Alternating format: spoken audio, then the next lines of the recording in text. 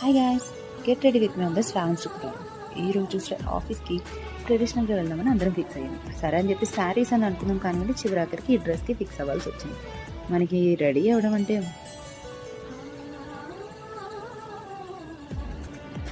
మామూలు మాటలు కాదు. అలాంటిది నార్మల్గా అయితే 20 మినిట్స్లో రెడీ అయ్యేది. మనం బయటికి వెళ్తున్నామంటే హాఫ్ అన్ అవర్ లెక్కేసుకున్నా కూడా చివరాఖరికి అది 45 మినిట్స్ అవుతుంది. సరే అని చెప్పి త్వరగా లేచి రెడీ అవుతున్నాం. నా దగ్గర ఉన్న ఈ డక్ చేంజ్ వేసేసుకొని గబగబా రెడీ అయిపోతున్నాం. అండ్ ఇయర్ రింగ్స్కి వచ్చేసరికి ఎక్కడో పడేసాను, అది వెళ్ళి వెతుక్కొచ్చుకొని వేసుకునేసరికి అది ఇంకొంచెం టైం అయింది. ఇది కాస్త గెట్ రెడీ అయితే మార్నింగ్ అనుకున్నా కాబట్టి ఉన్న వాటిలో సెట్ చేసేసుకొని స్టార్ట్ చేసేసాను.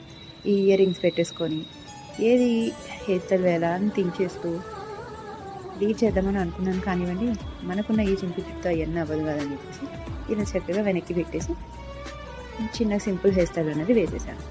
అండ్ అవుట్ఫిట్కి మన ట్రెడిషనల్ అటాక్కి కుంకుమ పెట్టకపోతే కంప్లీట్ అవుతుందా?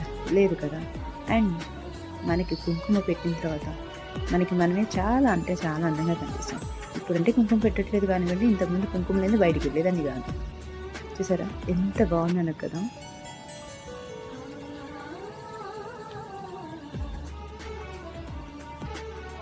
అలా నాలో నేను సిగ్గుపడుతూ రెడీ అయిపోయాను. ఎలా ఉంది నా అవుట్ఫిట్?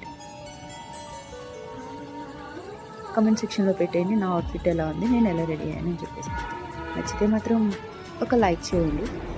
ఇంకా రెడీ అవ్వడం అయిపోయిందా, గబగబా స్టార్ట్ అయిపోయాం. మధ్యలో గుడికి కూడా వెళ్ళాలి, ఇంకా స్పీడ్గా వెళ్ళిపోవాలి కదా.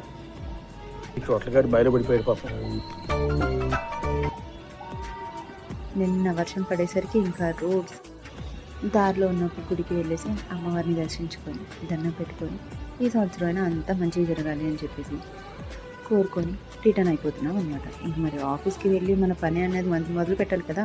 ఇలా